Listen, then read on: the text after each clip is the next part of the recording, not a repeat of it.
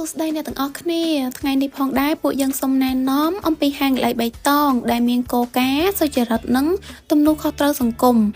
ស្ថិតនៅចំកណ្ដាលក្រុងបាត់ដំបងដែលផ្ដល់ជូននូវផលិតផលស្រស់ៗសុវត្ថិភាពនិងផលិតនៅក្នុងស្រុកពួកយើងមានគោលបំណងលើកទឹកចិត្តដល់អ្នកផ្គត់ផ្គង់ផលិតផលក្នុងស្រុកក៏ដូចជាការគាំទ្រកសិករមូលដ្ឋានរបស់ពួកយើង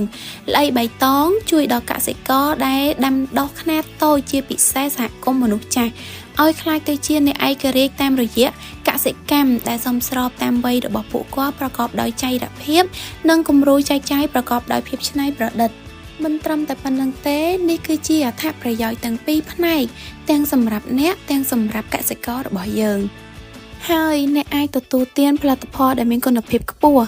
និងមានប្រភពដើមដែលអ្នកអាចទុកចិត្តបាន 100% ខណៈដែលកសិកររបស់យើងអាចទទួលបានប្រាក់ចំណូលនិងរស់នៅប្រកបដោយសេចក្តីថ្លៃថ្នូរ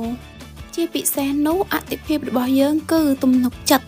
ទាំងចំពោះអតិថិជននិងចំពោះអ្នកទទួលផលដែលពួកយើងត្រូវត្រួតពិនិត្យពួកគេជាប្រចាំពួកយើងទទួលបានផ្លែឈើនិងបន្លែស្រស់ៗថ្មីៗជារៀងរាល់ថ្ងៃដែលនឹងធ្វើឲ្យអារម្មណ៍រសជាតិរបស់អ្នករីករាយនិងអាចបំលែងមុខម្ហូបរបស់អ្នកបានគ្រប់រដូវ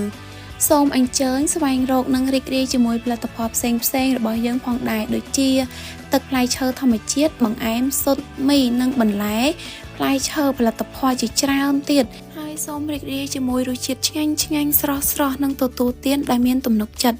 ក្រុមការងាររបស់យើងរីករាយក្នុងការស្វាគមន៍អ្នកនៅក្នុងអាសយដ្ឋានផ្ទះលេខ272ផ្លូវលេខ207ភូមិកំពង់ក្របីសង្កាត់ស្វាយប៉ោក្រុងបាត់ដំបងរៀងរាល់ថ្ងៃចាប់ពីថ្ងៃច័ន្ទដល់ថ្ងៃអាទិត្យវេលាម៉ោង8ព្រឹកដល់ម៉ោង7ល្ងាចជួបគ្នាឆាប់ៗនេះនៅហាងកន្លែងបៃតងទាំងអស់គ្នា